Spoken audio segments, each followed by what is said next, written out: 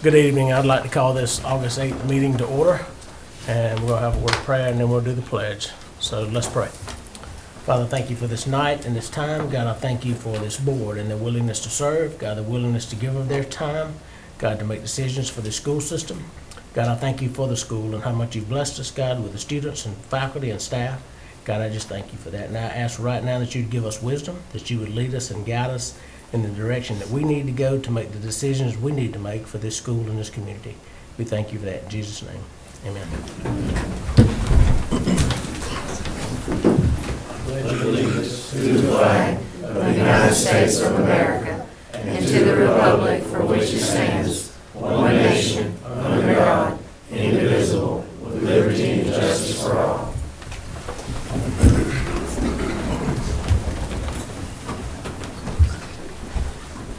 The first item we have tonight is our millage rate discussion and our 5-year tax digest.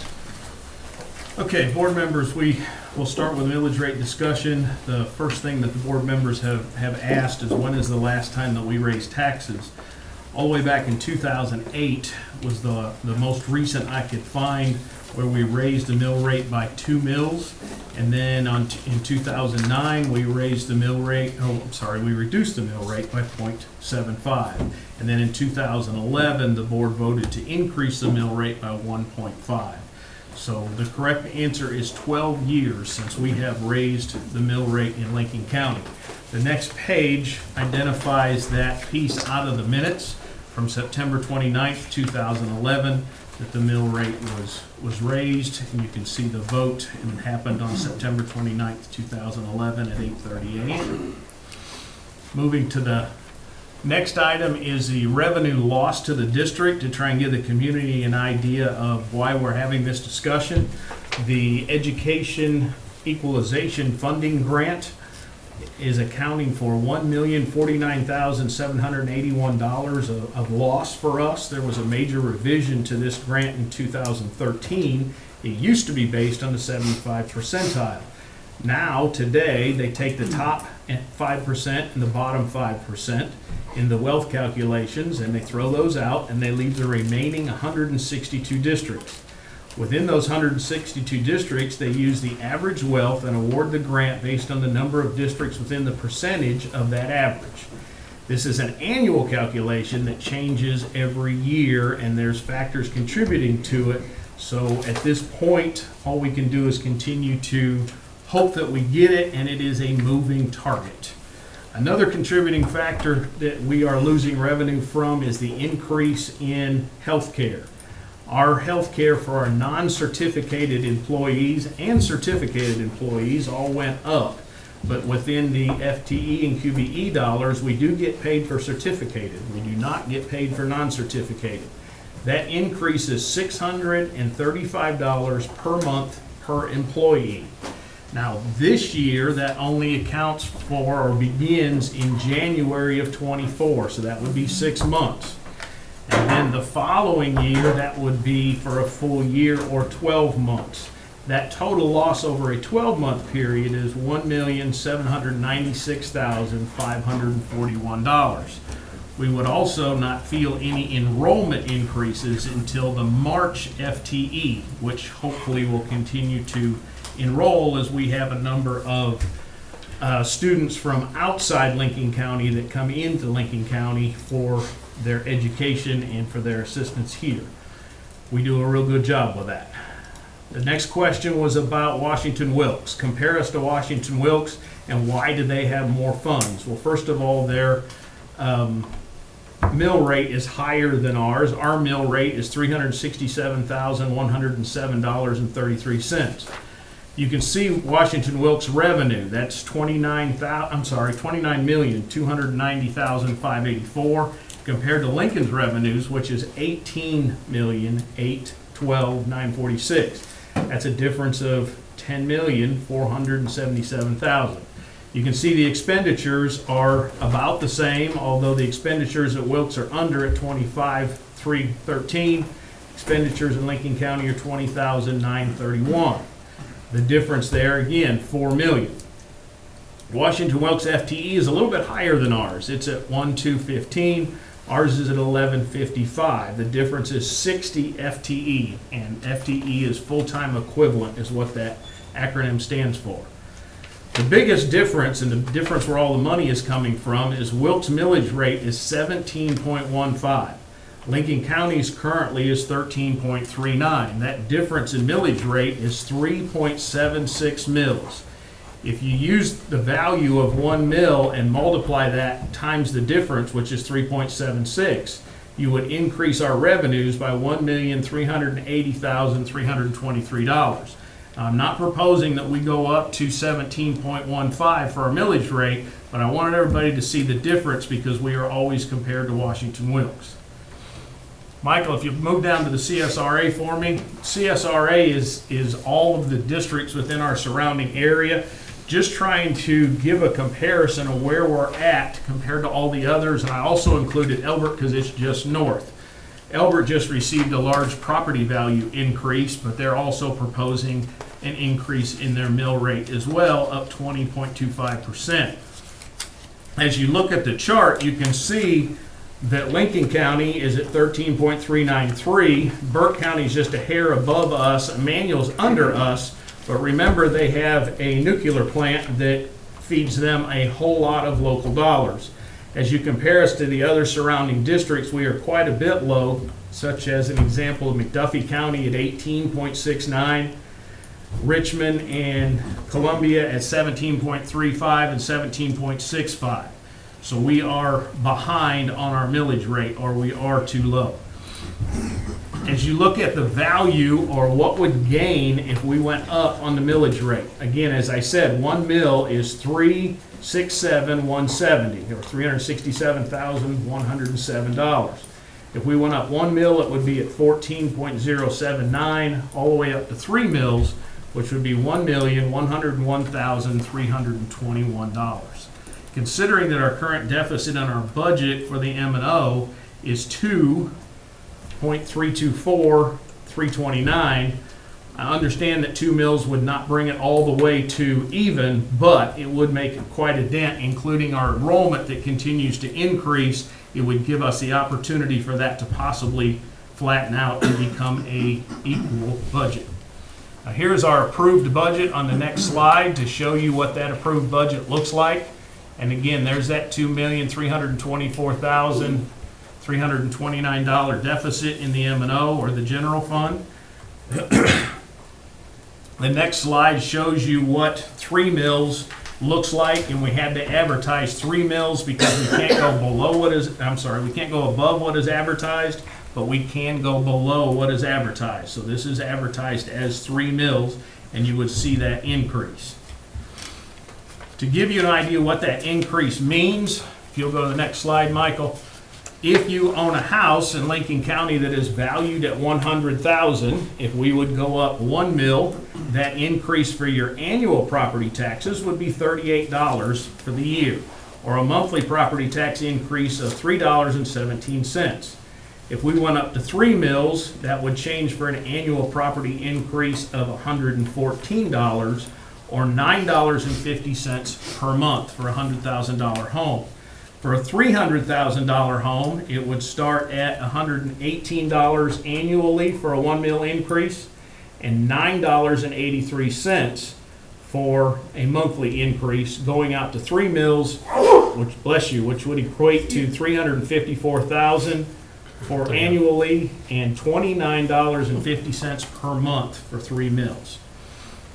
Go to the next slide, if you would, Michael. Now, the property value, or the notice of a possible property increase, by law, we are supposed to advertise what is closest to fair market value in Lincoln County, which is $175,000, closest to by $25,000. So that increase for 3 mills would be $204 for an annual cost, and then the fair market value without homestead or non-homestead property would be $90 annually. So just trying to give everybody the requirements and what it looks like and where it would be. If you would move down one more. Another question that we had is where our enrollment is. Our enrollment continues to go up, and as our enrollment goes up, we gain FTE, or full-time equivalent, per student. You can see our enrollment all the way back to 21. You can see it continues to go up currently. Now this is just today for the 1260. We normally don't pull enrollment numbers until the 10-day count, which gives families an opportunity to move in and to move around if they're going to move, but currently we're at 260. We did have a large 5th grade that left the elementary and went to the middle school, which helped exercise some of those numbers. But our high school is the largest it's been in a very long time. And we, again, are at 1260 currently. It is at enrollment. So that helps increase our funds as we get funded for that through the March count. And then we'll realize that funding into the next year. Go ahead, sir. There we go. The question earlier this morning was, what is the value by FTE? Now, FTE is sorted out in a lot of different categories, and one student can be in 2 or 3 categories throughout the year. As an example, a high school general ed student is considered 1.0, or valued at 1 mil. That value is valued at 1 student at 1 FTE. That value is $3,022. But that same student, I'm going to use Mr. Heitman for an example. You're in a standard English class. You earn $3,022 as a standard English. Then you went and took a vocational class. So now I just bumped you up to $3,563. Then you went to your gifted class and it bumped you up to $5,219. So you understand how that can fluctuate with just that one student. And think about that across the board of 1,260. So that's why it's complicated to show you that, but that very complicated QBE chart that we were looking at earlier this morning is quite a bit, and that's why it takes so long to try and decipher that. So our average is 5,000, is that what we decided this morning, roughly, QBE? Roughly, yeah, that's pretty close to being correct. It's about 5,000. That's the guess. But I mean, again, that's, you take that number and divide it is about all you can do. Now, one of the questions that also came out of this morning was, where are we with money we have control over? In other words, take away our salaries. If you take salaries and benefits out of our budget, that's a majority of our budget. And Dylan spent, I don't know, maybe 45 minutes to an hour trying to come up with all of the pieces, the salaries and benefits, and he came back to 82.67 or 83, like I told you this morning. So 83% is already set, and we are a people-heavy industry, obviously, because we do teachers and everybody else. That being said, we have control of what's left. I think that answers the majority of it. 17%. 17%. But that doesn't count utilities. No, I mean, you got a lot utilities, more we were than looking at that. utilities earlier, and I was gonna let Dylan cover this, but the utilities we get in FTE is 200, Get 290, and I think we run about 1.1 for utility. all repairs. and That's utilities. electric, that's water, that's fuel, that's all that other stuff that goes together. So we get 290 and then they turn around and the total cost is in millions. So all of that is a factor that we have to do to keep the doors open. So, back to the QBEs. We don't get paid until a year later, is that correct? It's always a year behind, that's And- correct. And 3 times a year, October, March, and October is when you give a number of students that are in the school. That's correct. That's when we do our count. So we get paid for the year that we had 20 people come, well, in this case, it's only, 12? Correct. 12 more students. 12 additional, right now, So it'll take a year before before we get the money for those 12. And that number comes in October. Okay. So I'm hoping that it goes up even more. Traditionally, we get a few more in just after Labor Day.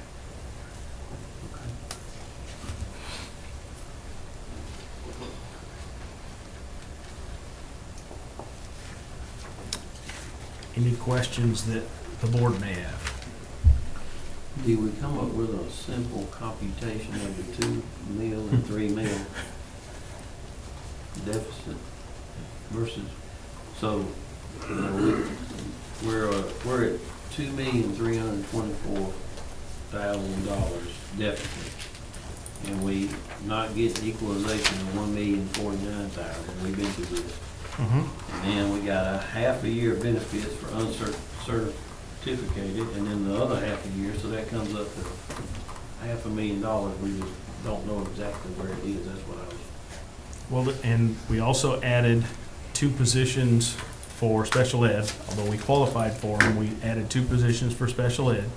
We did that earlier in the year. We still have the 1/4 of the DOJ security grant that we still have to pay. Remember, we got $393,000 for the camera grant, but we had to pay 1/4 of it. They pay 75% of it in that grant, so that's still in the budget. It's showing. It's in the budget, but that's where some of that deficit is coming from, is what I'm trying to explain. Okay. We, of course, took out the impact aid money, so that's 240 to 250,000. So that comes out.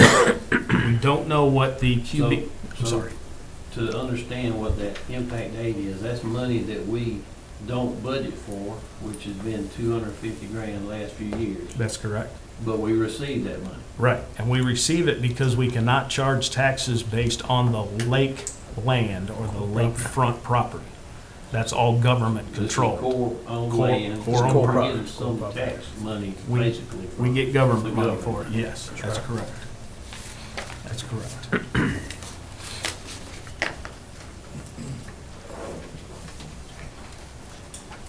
But we've never budgeted that 250. We, No. can we always wait? We always wait to see if we get it. There's always a conversation of, are we gonna get it or not?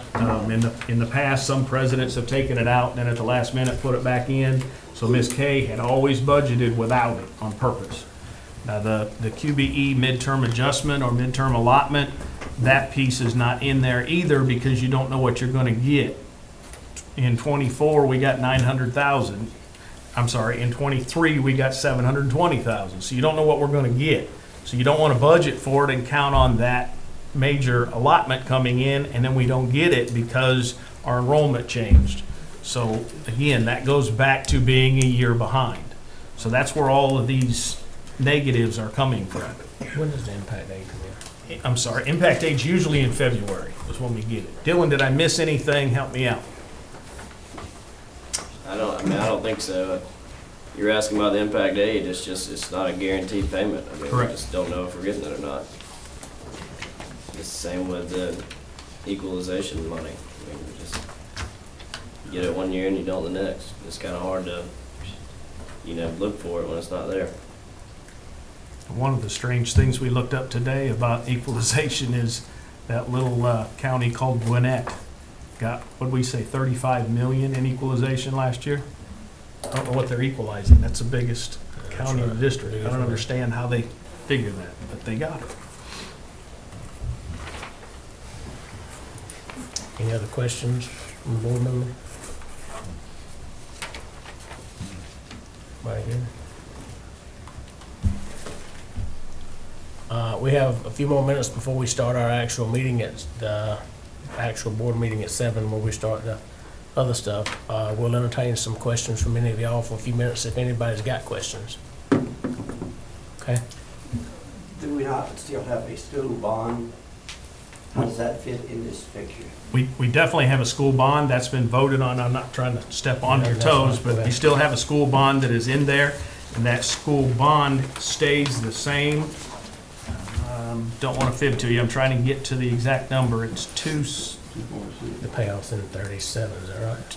Payoff's in 2037. 2037. And 2.0246 is what our bond is. And that bond was set to build that building. And it pays off in So 2037. there won't be another one?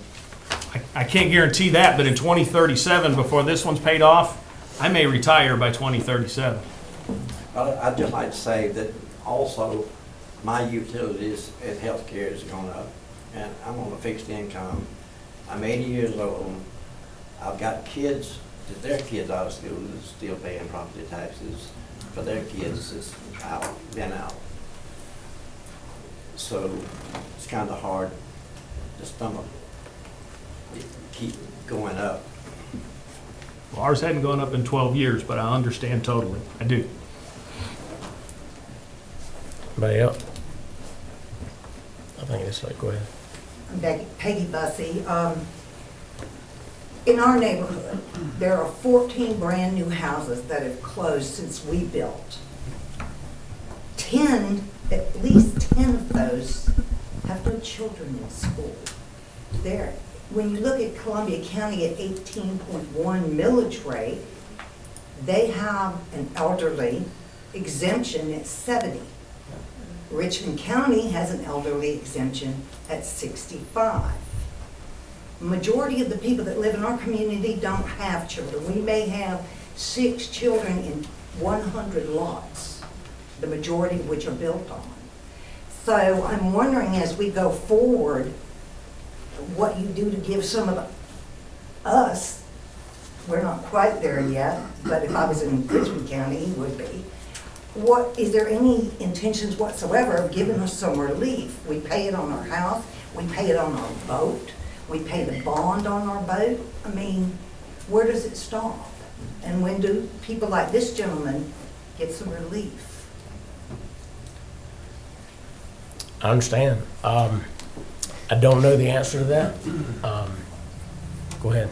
No, I was waiting on you to finish. I don't know the answer to that as far as giving relief to the seniors. Right now, what we're looking at here with when we lost that equalization money, that is money we're trying to recover.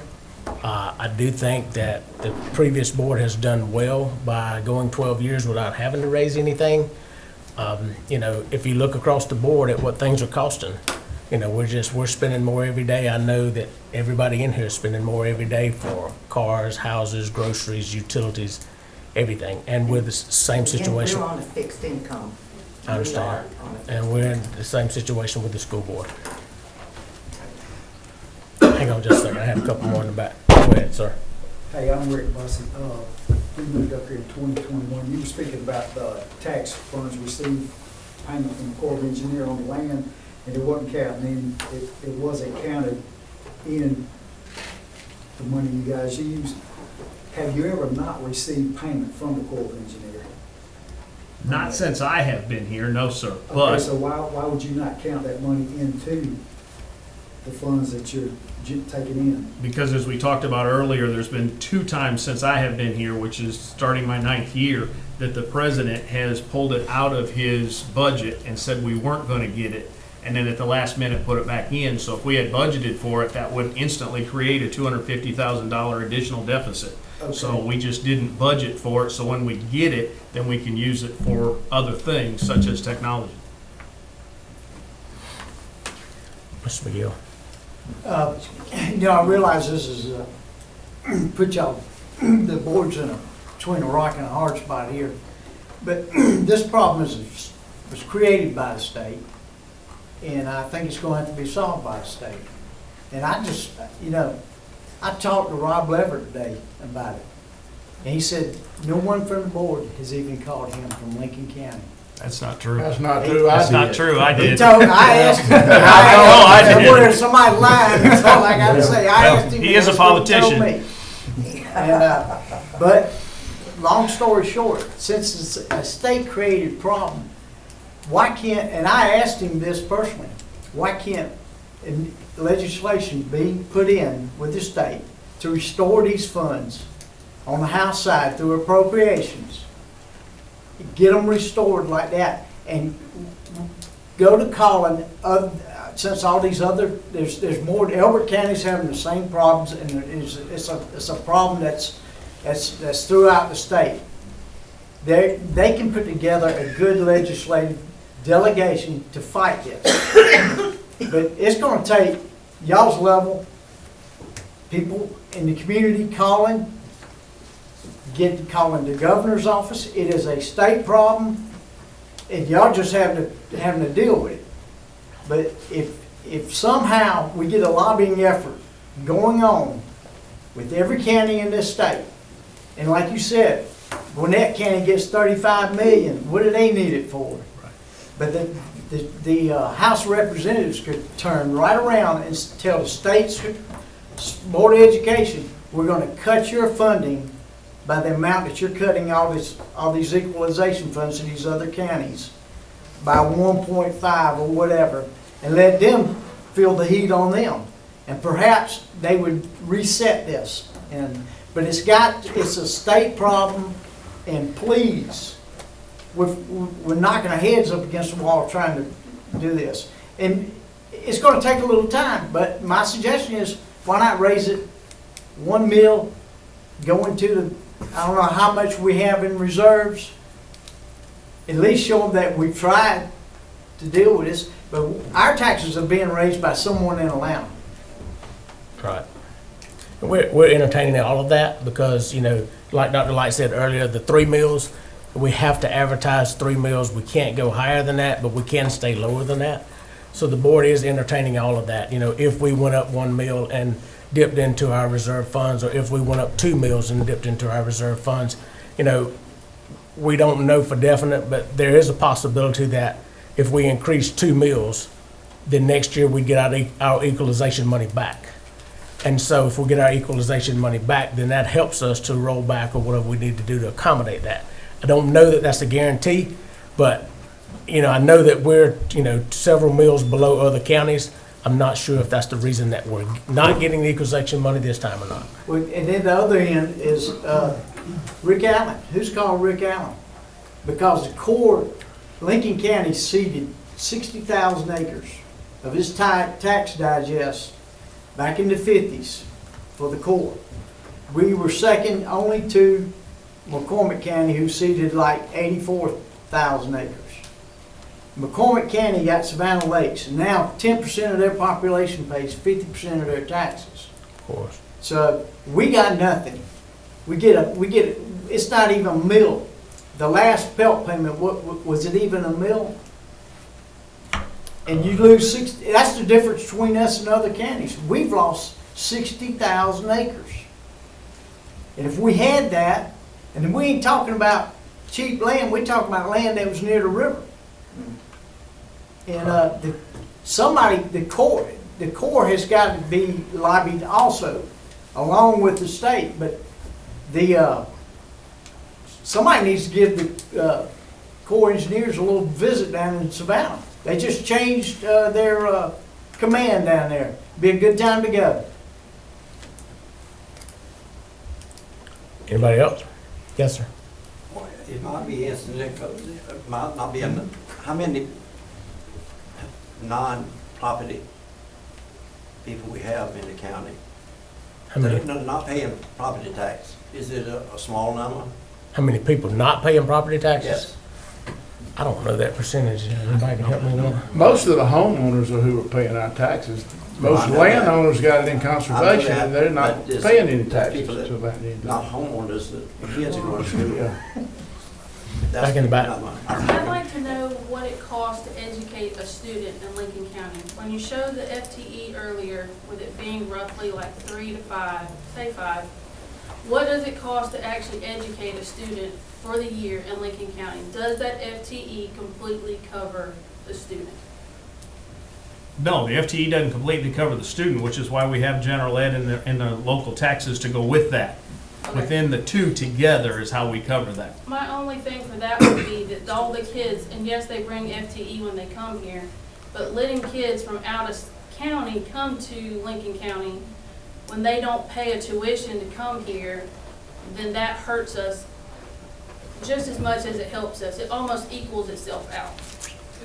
The kids that are in Savannah Lakes, the kids that are in Savannah Lakes do pay a tuition. Okay, They have to. okay, But the kids that are in Georgia, right. they would provide their own transportation and we get FTE for them. You're still paying utilities, you're still paying, there's still costs associated with those students. I'm not saying that we're losing terrible amounts of money. However, there is something being lost there.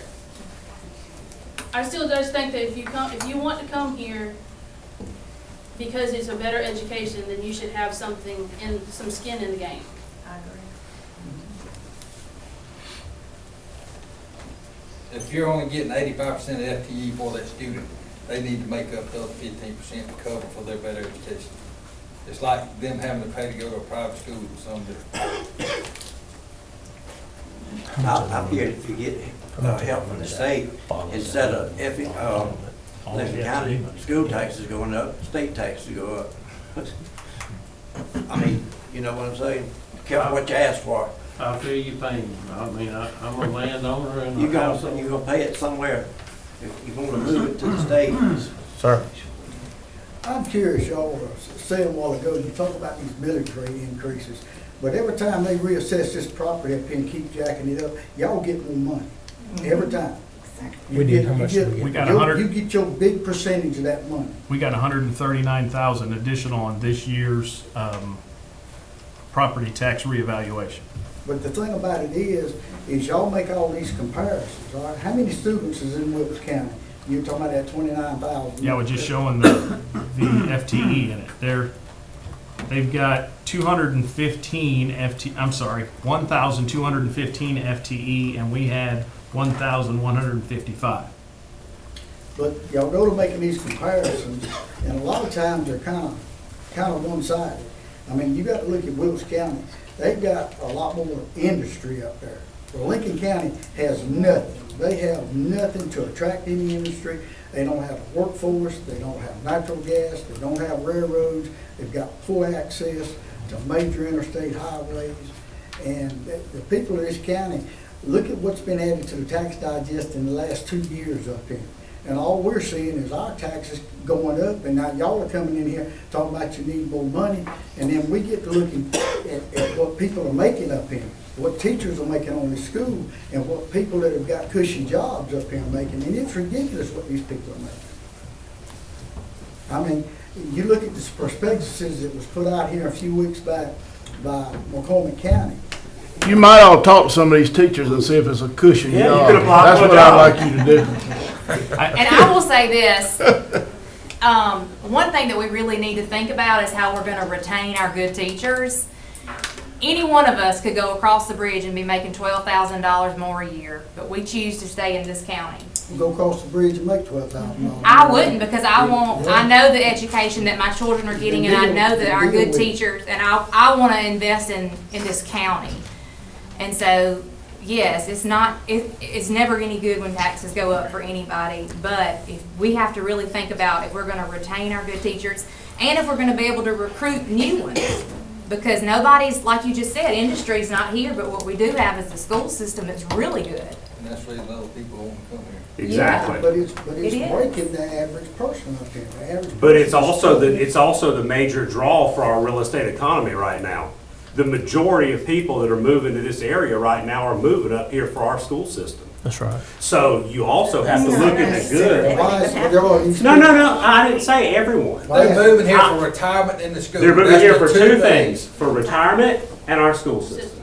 So we've got to find out how to balance the two. Yep. On that note, though, as I said, in our neighborhood, there are 14 new houses. I would say each home in there average $475,000 to $500,000. Right now, we pay just in bond and school tax $2,605 a year. If you take that and multiply that times the other 13 homes in our community where there are only 3 children, 3 households that have children in there, and then you look at all the new construction that is coming in on, I know they have to pull permits, so I know you can anticipate more or less what's coming in.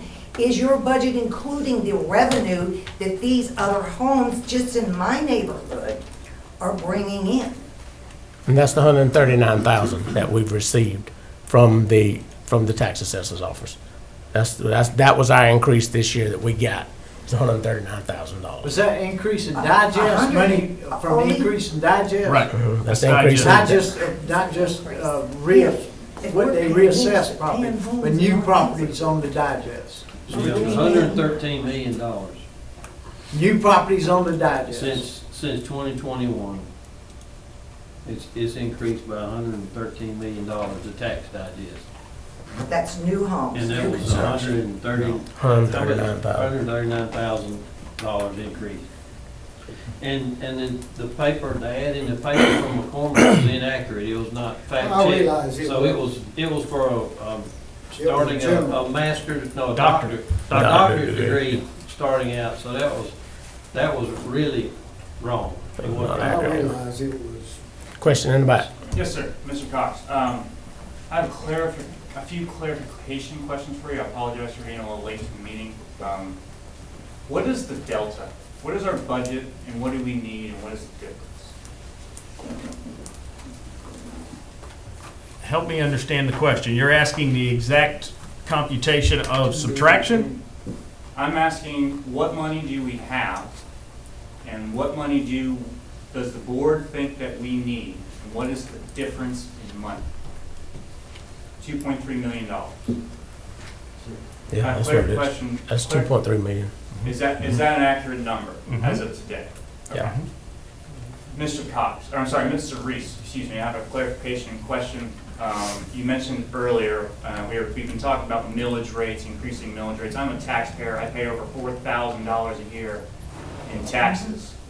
Okay. You mentioned there are a lot of very wealthy families in Lincoln County. Is that correct? Who own a significant portion of Lincoln County. True or false? I don't know the answer. I don't know the answer. Everybody in this room knows the answer to that question.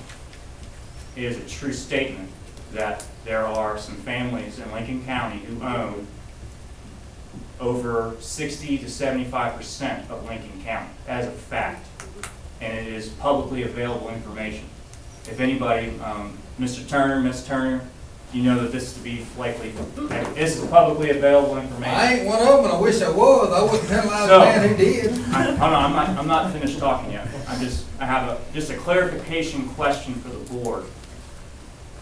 If we increase the millage rate, and Mr. Reese, if what your statement is true, that the wealthiest of Lincoln County residents who own and their land is in conservation and they are not paying taxes, the board is purposely making the richer richer, the rich people you're making the poorer poorer and the richer richer actively in this county by proposing an increase of the millage rate.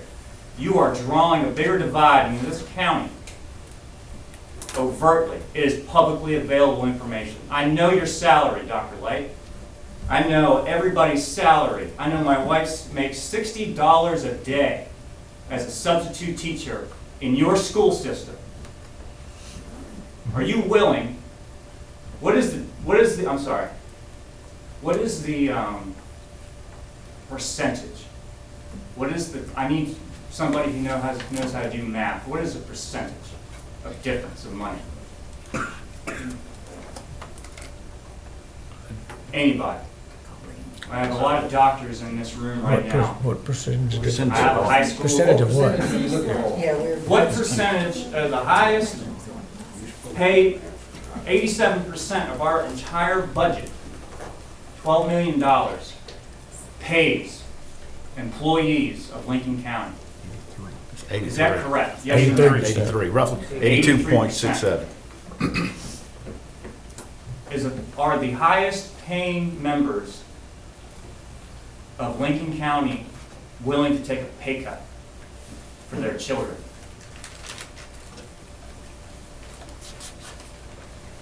Yes or no? I can answer that. I already know the answer to this. And I'm willing to work in this county for pennies to help this county. And I ask every single person that's looking at me right now to do the same. I have 3 beautiful children. My son Spencer goes to Georgia Tech on Sunday. I could not have gotten him here without the people in this room, and I thank you for that. My son Roman. Everybody knows who my son Roman is. My son Gavin's in 6th grade. And I'm going to do everything I possibly can. And I'm going to tell every one of you that I'm ashamed of everything that this board has done to this county. You are drawing a divide. You're willingly, overtly drawing a divide in this county by your actions on this board. And I will do everything I can to make sure that every single person in this county knows what you're doing. And I will make sure that everybody in this county does everything that they possibly can to speak out and to make change in this county. Because I am making change. Dr. Light, I would like to speak with you in person tomorrow, whenever you're available. You know how to get in touch with me. Sound good? Well, I 100% disagree with you, but I thank you for your time. Excuse me? I said I 100% disagree with you about what the board has done for this school, but I do thank you for your time. Mr. Cox, I would also like a personal meeting with, actually, I would like a meeting with the board in person sometime soon. You all know how to get in touch with me. Thank you. Do we have any further questions before we move on with our meeting? Yes, sir. And a lot of what just went on, I know y'all in a hard position. Nobody likes to see a tax increase. Keep the schools going the right way. What's happening in Lincoln County right now is a good thing and a bad thing. Lincoln County is attracting a better class of people, however you want to say it, that are retiring here, that are coming here from school and that kind of stuff. That's the reason we're getting Columbia County, we get people from up north, building on the lake, retirement, whatever, and they like the small town feel. Do I want my taxes to go up? No. Am I gonna ask my wife to take a cut from her job? No. Do I want to take a cut in my job? No, I've earned my position. She's earned hers. If he don't like his wife, substitute for $60 a day, I understand that, but she can take her ass to college and get an education, get her a job too. Get her an education. Study a little Well, and we're not at the level that some of the other counties are, and I applaud Get me started. Ms. Turner for working here. I mean, homegrown means a lot to these kids. I've seen it through. We're seeing a major influx of students wanting to come to Lincoln County, and we know that's the school system, and we know that, and I commend, I've been here 6 months now. I commend the board that was ahead of me for what they did for the athletic program. They're fixing to do a presentation in just a little bit about how our students are doing. We got a student here that we're honoring tonight. They're doing a presentation about how well the students are doing in this school now, how the teachers are doing, and we are blessed. And do we want to sit here and raise your taxes? We do not. Do I want to sit here and raise my taxes? We're raising our taxes. I'd hate to, I'll just leave it at that. I don't want to raise my taxes by no means. Just getting old kids. But we get in a situation to where we have to, and in the event that we raise and we see that we get the equalization money back and there's money coming in, then we don't have a problem rolling back. But we do have to do what we have to do to cover this school system. And if we have to dip into our reserve funds, we may have to do that for a period of time, but we don't want to do that too far to cover us in the event that something happens. But I can assure you, this board has spent time looking at this thoroughly to make sure that we do the minimum we have to do to get this school system by. But at the same time, this school system is growing by leaps and bounds, not only in numbers, but in the quality of teachers that we're bringing in, the coaching staff that's coming in. We have been blessed, and so we're trying to do what we can. And so I do disagree with the gentleman that left. I don't think this board has done a bad job. I think they've worked really hard to try to get us where we are. And I would like to say something. So I'm from Washington Wilkes, but I've been living in Lincoln County a long time. My son went to school here his entire life. He's at Georgia for his second year, and he has Hope and Zell Miller. And that speaks volumes for what these teachers and staff have done. Absolutely. When you leave out here and you go to Georgia, and you can compete with everybody in the world, that says something about this little old school right here. And I'm proud of it. And I know there's two other guys, three, all of us except for him, because his son's too young, they all get Zell Miller. Hope. This is a good place right here. Sometimes it costs to get a little bit better. So, we need to move forward. Yes, sir. Thank Can I say y'all. one thing? Yes. I have one question. Okay. In lieu of the. Last two. The Pell payment that you get from the court, I understand that's a formula that they go through and they derive their number from that formula. I just wonder if this loss of equalization would change, I don't know what the formula is, but perhaps if they need to be informed that we've lost this over $1 million, whatever, in funding, and perhaps it would change, they could, if they've already recalculated, perhaps, we could get more funds by having them recalculated if it affects it.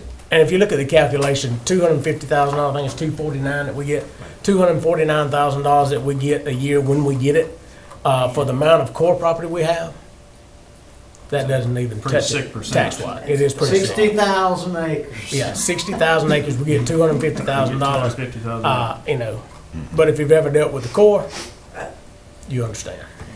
So, So this summer I was a representative for Lincoln County and GSBA convention. The Department of Education, Richard Woods was there, a lot of people were there. My first time going. I really rattled a lot of people when I was down there because of this. I talked to Julie Childers. She works for the Department of Education in the financial side. She is a retired superintendent. I grilled her pretty hard. She actually works in the department that makes these numbers come out for this equalization fund. And she couldn't tell me how it worked. Okay? She came up here and worked with Dylan and evaluated our financial status.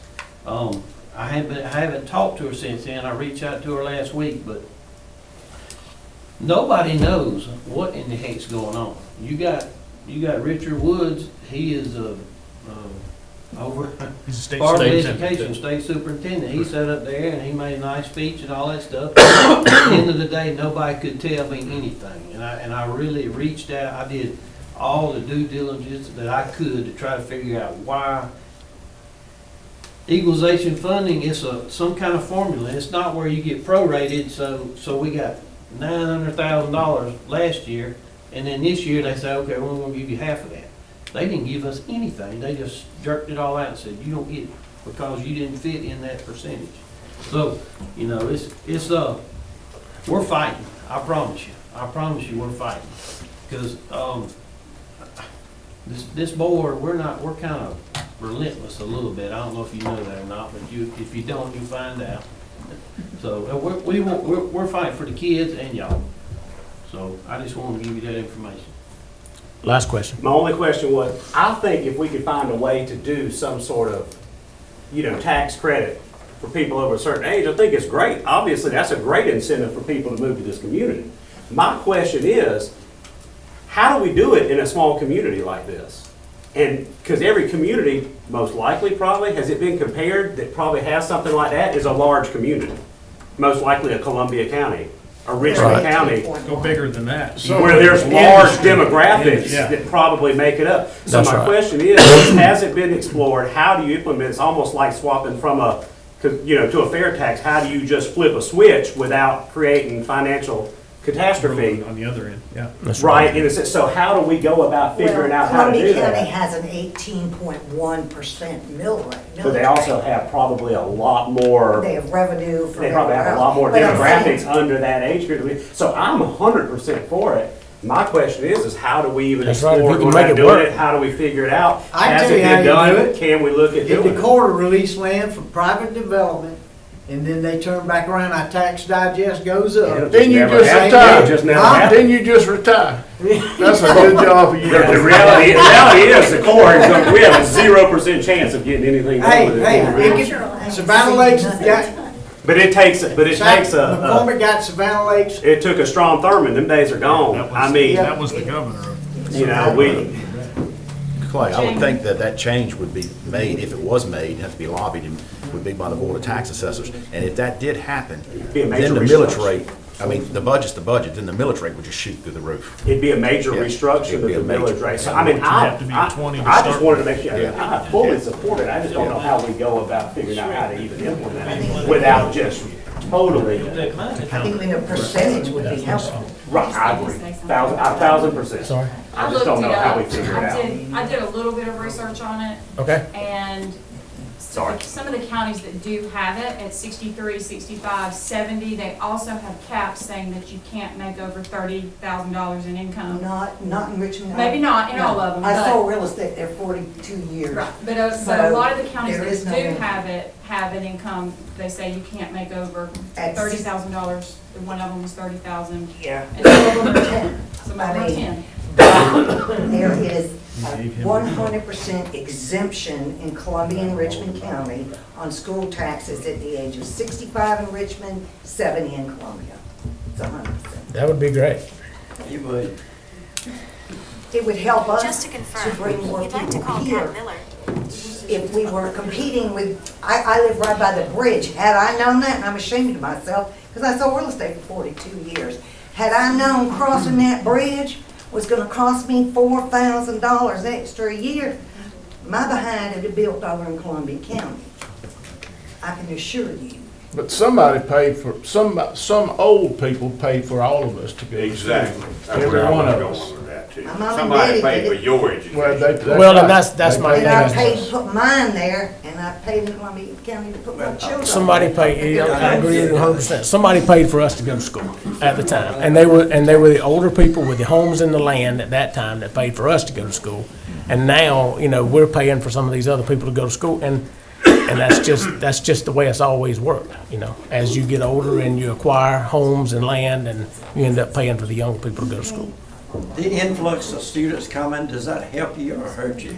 It helps us. It helps. Most definitely helps. The money follows the children, so it I know naturally they helps used to us. fuss at us about attendance, come to school, because the count matters. That's how we get money from the state. That's correct.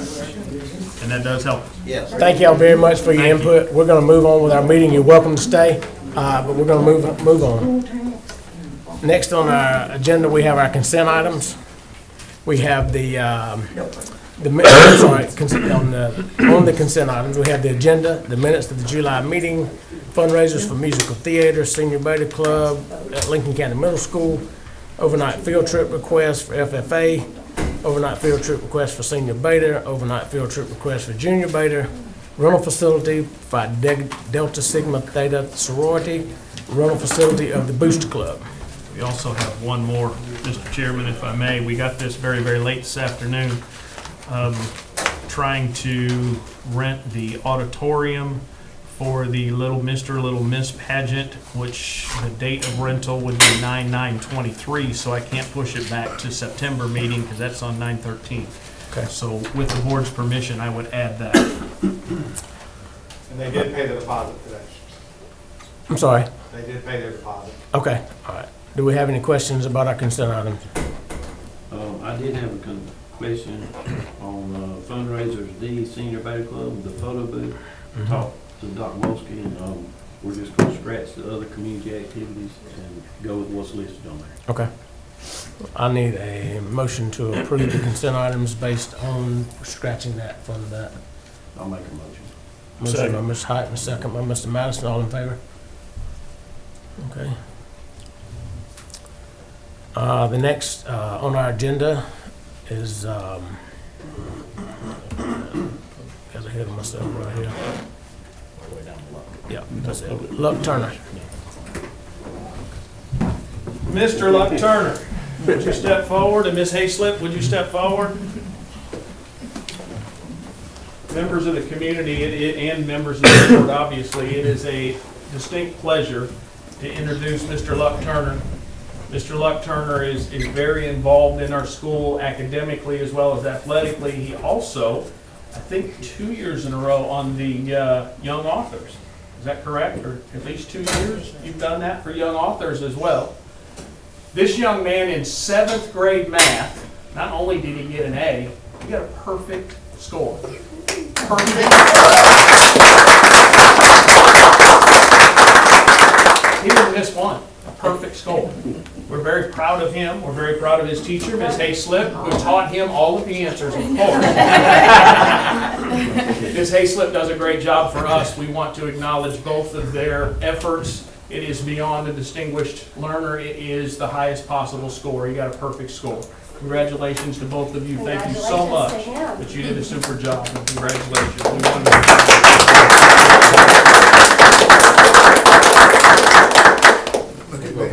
don't forget Dad.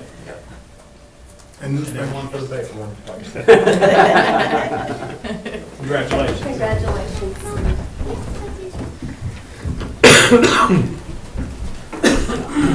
Thank you, Mr. Chairman. Okay, the next thing on our agenda is our financials. Where did Dylan go? There's Dylan, right there. You got the Your floor, turn. Dylan. Everybody See y'all. Thank you. Thank you all. Thank you. I I'll let the Turners figure out which side luck takes after. I know, his mom, his grandmother. His grandmother, okay. Hey, try to copy everybody.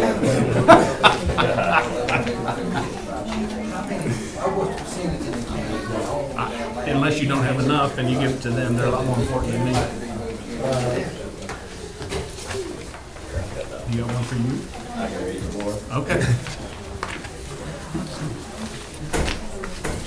All right, so now that all the fun's over, we'll get back in some finance.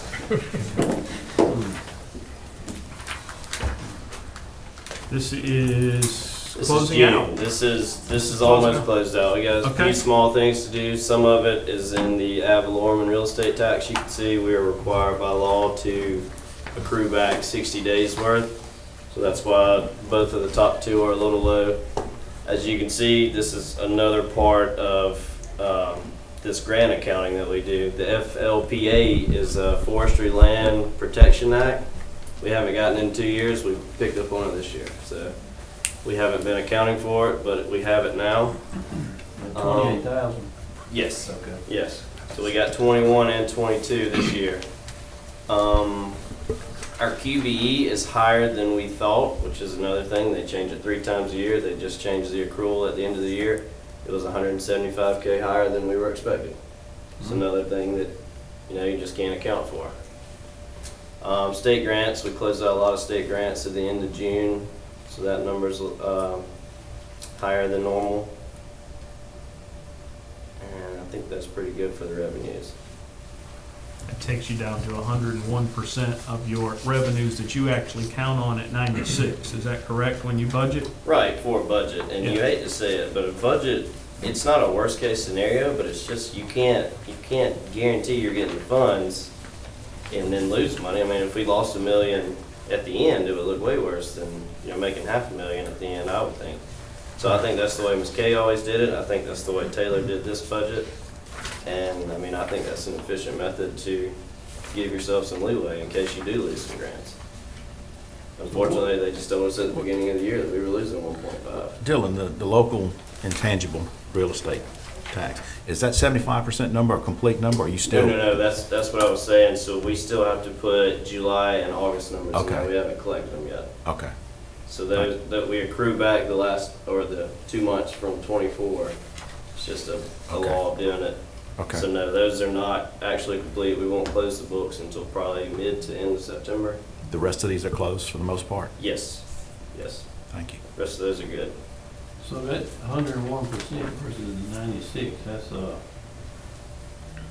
That's a revenue gain. $850,000. What is that? It's close Is that what to it is? it's close to Ms. Kay's number of 750. I think our funds are about 675 higher than expected. I know on the budget sheet that we've been looking at, our funds as of 7/1/23 were supposed to be 2.65. We're at 3.3.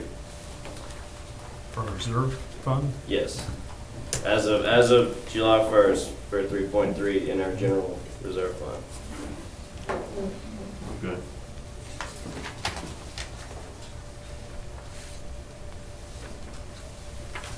Expenses are very good. We're under pretty much everywhere that we should be.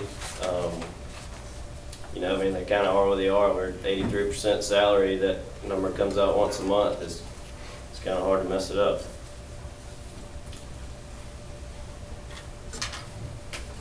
Is anything left to take for expenditures, or are we pretty well closed out that we know of? I think we've closed out everything. I think we're just waiting on a couple more accruals to do for the revenue, not for the expense. I think we're good on expenses. So How about, no, go ahead. No, that's fine. So I'm just looking, we did come under what we want to Yes. do. Because that's part of us looking at everything we're looking at.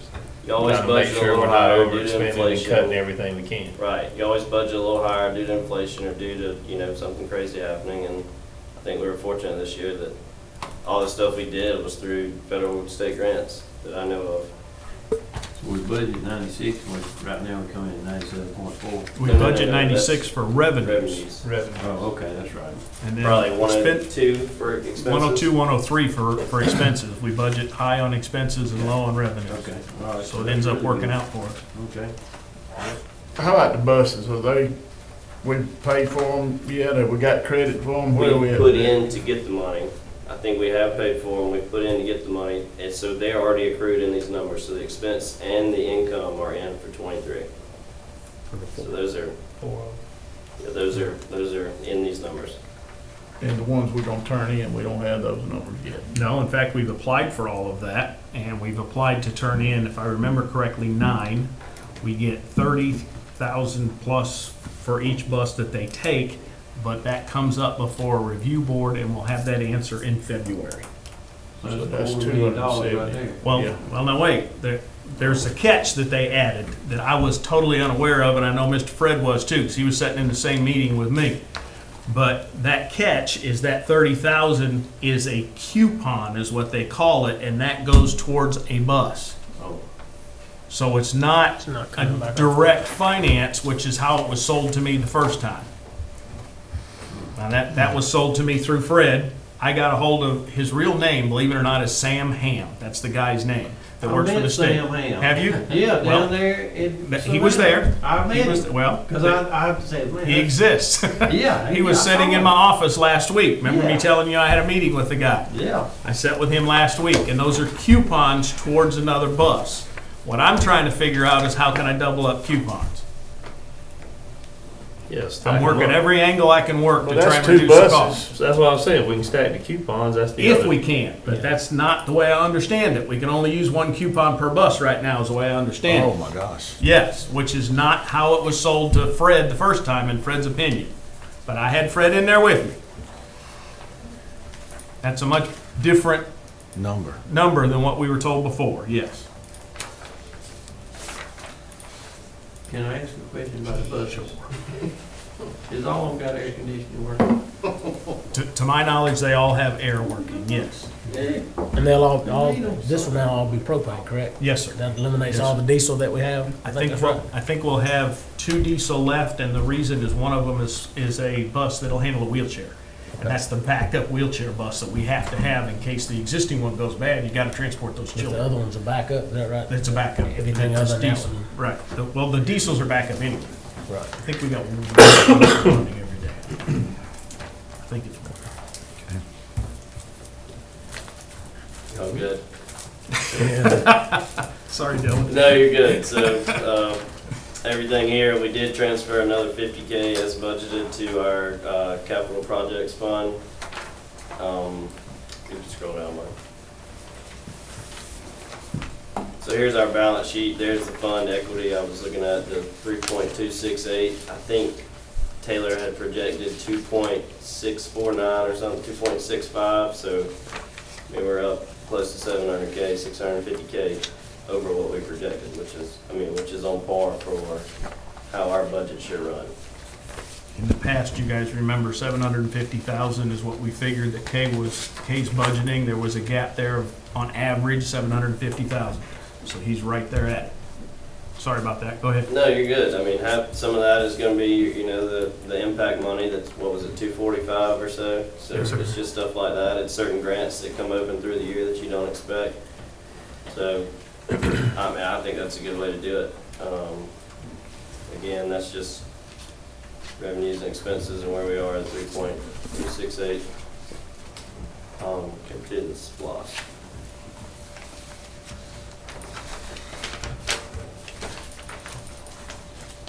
Can you go to the collections first? I'm sorry. The middle one. There we go. All right, so here's a 5-6 year lookout of our SPOS. As you can see, we went from collecting 55K a month to almost 100 now. And all that is going for the bond. I know the guy up here was asking about it, but he's already left. So our bond account is up about 370K from last year. And that's just because we're generating almost 100K a month of SPOS tax. So June was 97,000. June was, almost 98. July was like 98,300 or something. It was a little higher than June. Well, that's really, really good. It's doing really well. It's a shame we can't SPOS, spend yeah. that extra on Forward. something else. Get it done, right.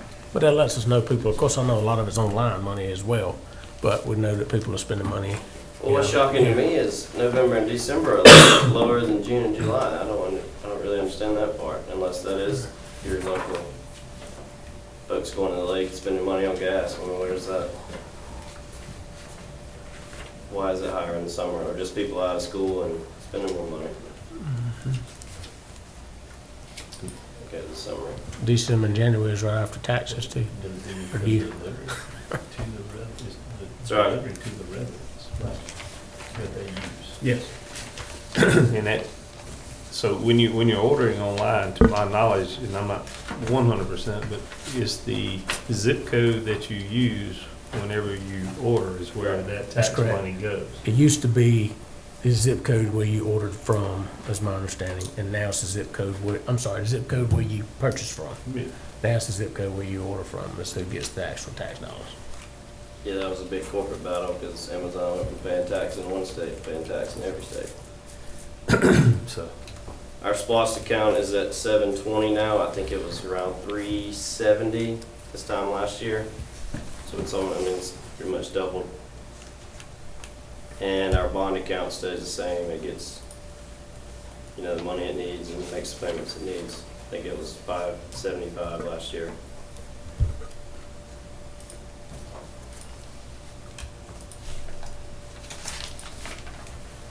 Anybody got any questions?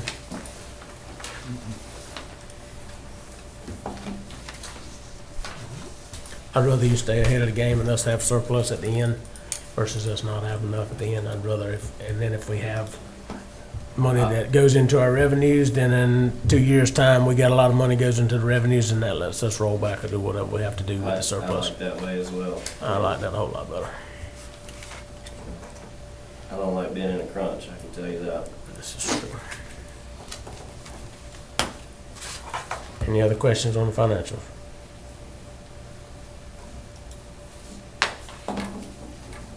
All right. Next on our agenda is the CSRA RISA membership. Annually, we contribute to the CSRA RISA. RISA does a lot for us.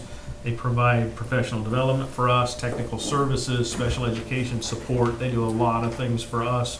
We have received a lot of support on just professional development by itself has gone up a great deal. So this is our annual payment.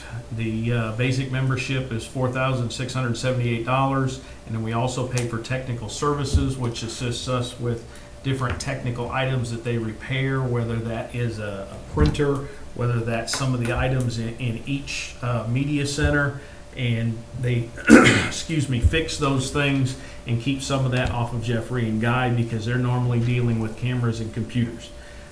But the technical services also do some of the screens on the Chromebooks that manage to get broke. So technical services is the other piece that we pay for. That grand total is $6,978.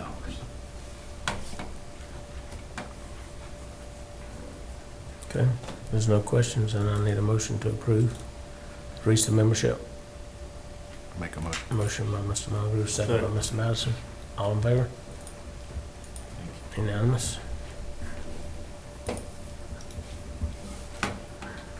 Next item is the produce bid. We have to do the food nutrition bids every 5 years, and then we can roll them over for 4 additional years. We are at the end of that cycle. Some of you may remember that we did that 5 years ago. We are at the produce bid time, and the produce bids went out to Royal Food Services. You've probably seen those trucks on the expressways. Went out to Leo's Produce, which comes out of Richmond County, Holland Produce, which is out of South Georgia, and Williams Food Service, which comes here usually once a week. As we get these items in, you literally sit down and go item by item. As a case of Golden Delicious apples, as an example, Royal Foods may be $25, Leo's may be $30. Holland unfortunately declined to bid, who we had produce with them for the last 5 years, and Williams declined to bid. So what you do is you go through each item from Golden Delicious to Red Delicious to Granny Smith and all the apples, and then you do carrots and so on and so forth. It's time consuming. And this is the folder that you go through to look at the bids. And it's list after list that you go through. But we have to do that. That's part of what we're required to do. Ms. Singleton and I went through all of that. 80% of the items were won by Royal. We contacted Leo's. He was not interested in coming out here for 20%. So it is my recommendation that we hire or award is a better term. I apologize. Award Royal Foods with the bids for produce. Okay, we have a recommendation by the superintendent for Royal Foods. I do have a Any question questions? on this. Sure. So like, we had Holland, obviously. Mhm. They declined a bid, it says distance and fuel costs. Right. In that 5-year contract, do they have an increase to, or when they bid the 5-year contract, it's locked for 5 years, or how does that I'm just curious how that contract looks. It's locked in the beginning, and then after that first year, then they have the opportunity to look at it and give us the chance to either accept their increase, if there is, and of course everything goes up, or we could say no and go back through the whole bidding process all over again. So we have an opportunity to roll it over, as we call it, for 4 more bids, but that rollover is service to what their additional cost would be. Okay. So as an example, fuel charges was added right after COVID, or during COVID. There was no fuel at all problems because nobody was going anywhere. As soon as we got out of that, there was a fuel cost, and they added all of those, and the cost of fuel went up. So yeah, there is a change that can come out of that. We don't have to accept it, but if we don't, we go back to the bid process. Go back to a bid? Yes. So we don't, okay. How much has it gone up over the last year, or this new bid? This new bid roughly went up, I'm gonna say about $10,000 or $12,000 for produce, because of all of it that we buy. Understand that we buy cases of apples, and we're talking both kitchens. We buy cases of apples, we buy cases of carrots, we buy cases of everything. It's gone up a little bit and reasonable, and some of it has gone up a great deal, and some of it stayed close, but on And average. this is just the produce. This is But just the produce. overall lunchroom food has gone up, I'm sure. It's gone up quite a bit, but I'm just talking produce. So we have a recommendation for Royal Foods for the produce bid. Do I have a motion? Motion by Mr. Madison, second by Mr. Reese. All in favor? Unanimous. The next thing on our agenda is our milestones presentation, and I would like to start with say thank you for those that stayed to see how well our students and children are doing. I'm sorry, students and teachers are doing, and interested in that as well.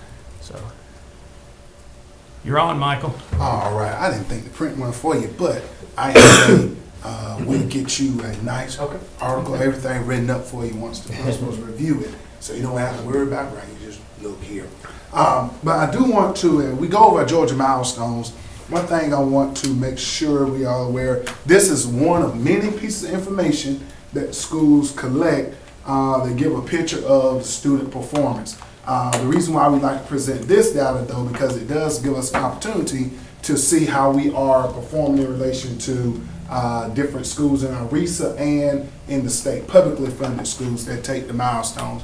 Milestones 3rd through 8th grade, math and ELA in every grade, 3rd through 8th, and then 5th is only science, and then 8th grade is math, ELA, science, and social studies.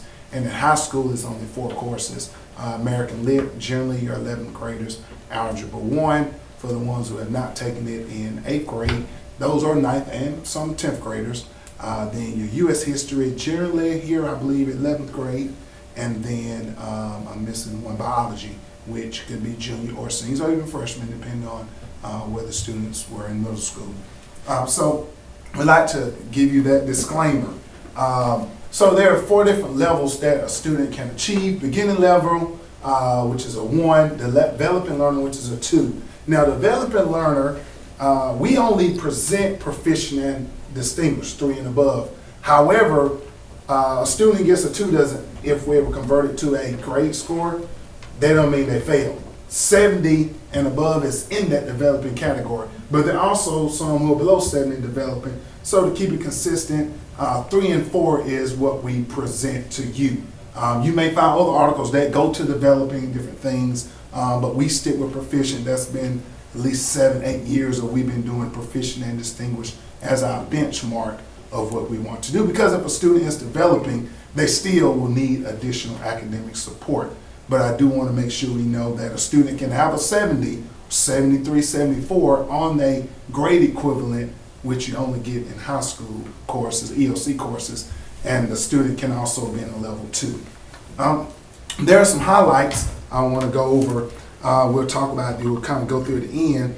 Out of our 12 county RESA, in 16 of the 20 tested areas, our system was first or third, first through third, first, second, or third, in 16 out of 20 tested areas.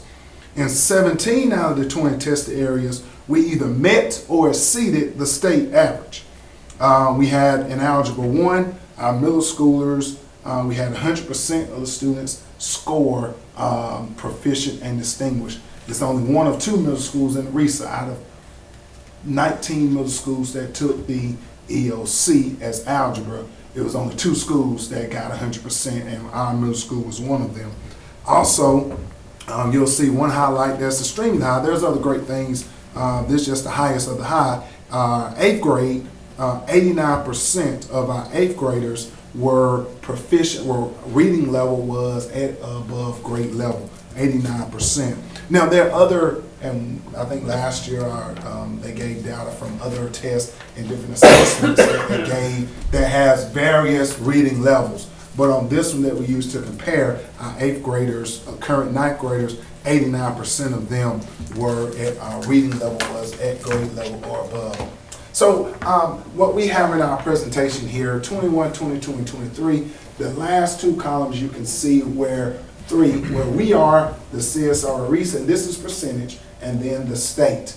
And then we have a color coded so you can see longitudinally how the students track, how the students have done track over the years. We're starting with 21 rather than our normal 7 years because due to COVID and different things, that's kind of our reset for us in our data. However, we have seen great gains in our students despite what you may call learning loss, learning not taught, or whatever the new thing we say for the time the students were out of school.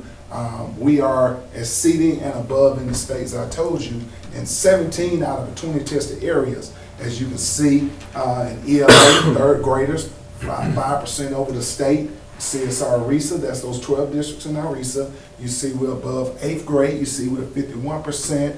The RESA is 37, 42%. Again, this percent of students that have a score or a level 3 or 4 on the EOC. I'm sorry, the EOG. For the reading side, this is our Lexile level, our reading percentage. You see that our percentage there, high in 70% in our 3rd graders, 76%. 5th, 47, and 4th, 66%, 70%, 89%, that high 8th grade group. And then our 11th graders, generally 11th graders, might be some 10, taking American Lit, you see that they are at 70%. So you see how we are above the state in that percentage in the students that are reading at grade level or above. Now the thing is, I know you may be thinking, well, I thought we got presentation last year saying nobody can read. Different assessments, different things. I know Ms. Hyden going to ask that question. You've got a great memory. So again, there are different assessments that can give you things, and certain things students may take tests more serious and different things. Understanding this counts 20%. This year it's going to count 15%, but understanding this grade for your American Lit students counts 20% of their grade. So they're going to take that very, very serious. Are we going to 10, not 15? It was 10. That's what they voted on. They voted on 10? Dr. Walski, didn't your group vote on 10% for? 15. It was 15. All right. 15. All right. So wrong. I apologize. So you see our grade level, reading status of our students there. In mathematics, you see great percentage of our students that are increasing longitudinally across the years, and then you can see how we are in comparison to the RESA and the state. We are far exceeding the state and the RESA comparison by districts in our mathematics performance. Then in our science, which is only tested in 5th, 8th, and the biology students, you see again, we are far exceeding, particularly even though the percentage is close to the 5th grade, you see in the RESA, 13% of 8th graders are having 40% or above, 40% proficient and above, and we're at 46%. 26% of our students are in the state, and we are at 46%. So you see a vast difference in how we're performing compared to other districts and or the state. Social studies, you see where we are in Georgia studies, again, you see a big difference. In U.S. history, you see a big difference in where we are compared to the state. And this is all students that took it for high school, students that took it in the winter or even the spring. Now, we like to put in context and how that looks compared to the system, but then how does it look if you went individual by the school? So you'll see in our American Lit system, 2 out of 11, that goes now talking about 16 out of our 20 tested areas. We were first, second, or third in the RESA in terms of the overall district.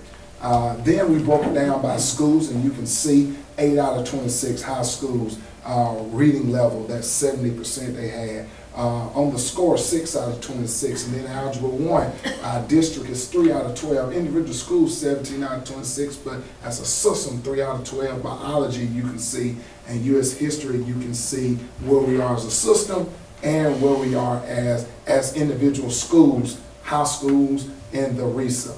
In middle school, you see where we are again. We have first place in math in 6th grade, first place in math in 8th grade, first place as a district in 8th grade ELA reading level. And then you see in every other subject area, we're second as a system in comparison. Then also, if you break it down just to by systems, you can still see how we compare to individual middle schools in the system. And I know Ms. Burke probably want me to emphasize again, the reading level, 89% as a school district out of the 100 and, I can't remember the 100, those 109 schools, 189? I can't remember how many schools. 189, we were 9th out of the systems in the, for the ELA reading percentage of our 8th grade students. Hold on a second, hold on a second. Yes, sir. So, our little school, with our little low millage rate that we're gonna have to increase probably, is out achieving all the whole state. That what you're saying? In district, yes, 9th in state, our district, yes, sir. Out of the middle The school. district. Out of the middle schools and Okay, reading you said- percentage, reading level. Okay. We're 9th in the state out of 189 Ninth districts. in the state. Yes, sir, Okay. ninth. Out And of one in the districts. district on a lot RESA. of those right there. Yes, the sir. RESA, yeah. Yes, sir. Mhm.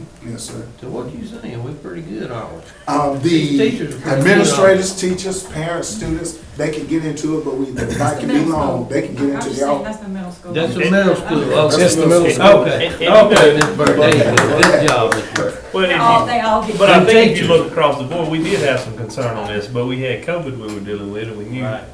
the students weren't in front of our teachers.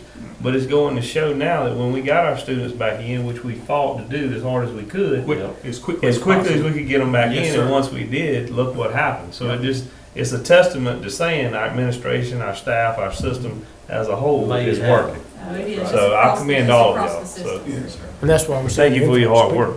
We're seeing an influx of students because if anybody, I mean, this is information for anybody, and if they can see that information. Why didn't we do this before we had Why didn't we do it before? Ran out. The people that was interested stayed. So again, it shows It's good. we're able to move students forward. There's still the deficiencies that we have, but we're still able to address through various means in different schools and what they're using in various ways, using Title I funds, professional development, additional support that you provided for us as we talked about earlier. There are some additional things that we may not get funded for the state, but it's a commitment from the superintendent to present to you guys that you understand the investment to maybe go above what we may technically earn so that we can meet the needs of our students. So that's our middle school.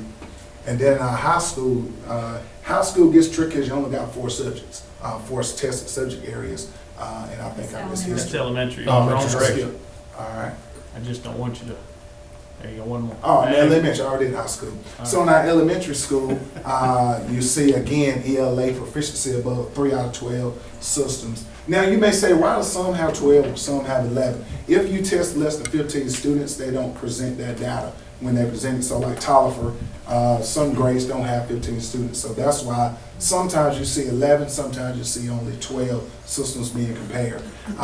So in ELA, again, you see our percentage of students reading level, proficiency above on the exam, on the EOG, and you see it in math, and then you see it in science. So with this data, what it shows is that administrators, teachers, parents, and students have all done a great job to continue to progress our students. And this, again, there are many other data that they take, data points that we use. But again, this one is great because it shows us how we're doing, because everybody takes the same assessment, generally same time. Everybody does one administration, so we're able to compare and see how we are. So again, this is not the complete picture of all our students, but it shows when we compare apples to other districts, and then even in this state, we're able to compete. Again, the size of the school district, all that matters if we play some sports. It really don't matter academics, so it's great that our teachers, and we have great teachers here, and we thank you for the support. I'll speak on behalf of administration, that you do go above and beyond to help support when things are presented from Dr. Light, from the administration to you, to help us so that we can continue to prepare our students so that when they leave here, an A in Lincoln means you can go to Georgia, or you can go to Georgia Tech and be successful, rather than you have an A and then you can't go to school. You're like, they never taught me that. So that's the great thing about our teachers here, that it is a true education, as you can see when we compare beyond our own internal data. Thank you for that presentation, and I do want to commend our teachers and our staff for what they're doing. I mean, they're doing a great job getting our students prepared for the future, before their next step, whether it be trade school, whether it be college, or whether it be in the workforce. We appreciate all that you're doing. I have one question. Okay. Mr. Williams, I think this is great data. It looks like the system is doing well.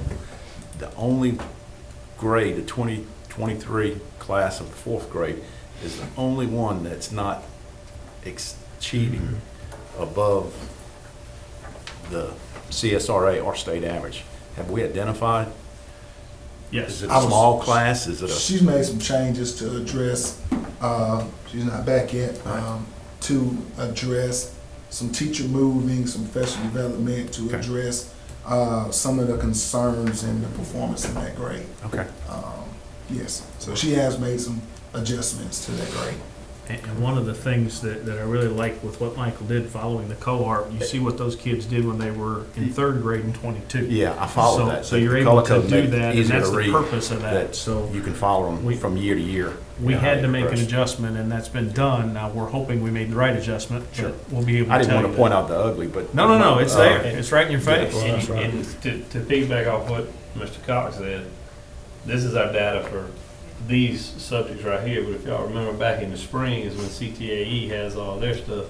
And we won most of that also through our CTAE programs, through welding and carpentry and everything else. So those students that are pursuing that, as you said, we're giving them a very well-rounded and broad spectrum of whichever direction they want to go. And next month, I'm assuming we'll present the AP data. Okay. So you can see the improvement. I know there were concerns a year or two ago, but you can see the fives, the fours that have, and it's not just math this time, it's other subject areas that have five, students get fives and fours and threes. So maybe next month we'll most likely present that AP data also. And I think that's the only one we got left. AP, ACT data. Thank you, Mr. Williams. Any other questions? All right, the next thing is policies for review and the superintendent's report. We have 3 policies for review, and they're left in review. They're fine the way they are written. It is EBBC, emergency drills. Remember that the emergency drills have changed to where we have to do an intruder drill by October 1. That intruder drill for us is a lockdown drill, and we will announce that and send that information via the messaging system to all the parents before it happens, so that everybody doesn't panic. But it is a state required drill that we'll do before October 1, and everybody will know it'll happen before. EBBD emergency closings, and GBO professional personnel resignation are all fine the way they are written. And then the superintendent's report was part of Michael's piece, and so I don't have any more than that. Okay. There's no questions. I need a motion to go to executive session. By Mr. Madison, second by Mr. Munger. I'd like to call this meeting back to order. The superintendent is recommended, and I make a motion that we hire April Anderson as a substitute teacher for the 23-24 school year. Have a second by Mr. Madison. All in favor? Superintendent is recommended, and I make a motion that we hire Rachel Ingram for a substitute teacher for the 23-24 school year. Second by Mr. Reese. All in favor? Superintendent has recommended, and I make a motion that we hire Marcella Goldman as a substitute teacher for the 23-24 school year. Second by Mr. Heitman. All in favor? Superintendent is recommended, and I make a motion that we hire Laney Robb as a substitute teacher for the 23-24 school year. Second by Mr. Reese. All in favor? Superintendent has recommended, and I make a motion that we pay Gina Marlowe for teaching an additional biology class for the 23-24 school year. Second by Mr. Madison. All in favor? Superintendent has recommended, and I make a motion that we pay Parker Martin to teach an additional PE class for the 23-24 school year. Second by Mr. Heitman. All in favor? And the superintendent has recommended, and I make a motion that we hire Kevin Hunt as a substitute bus driver for athletic events and field trips. Second by Mr. Madison. All in favor? Unanimous. There's nothing else, and I need a motion to adjourn. By Mr. Heitman, second by Mr. Madison. Thank you, gentlemen. Thank you all very much.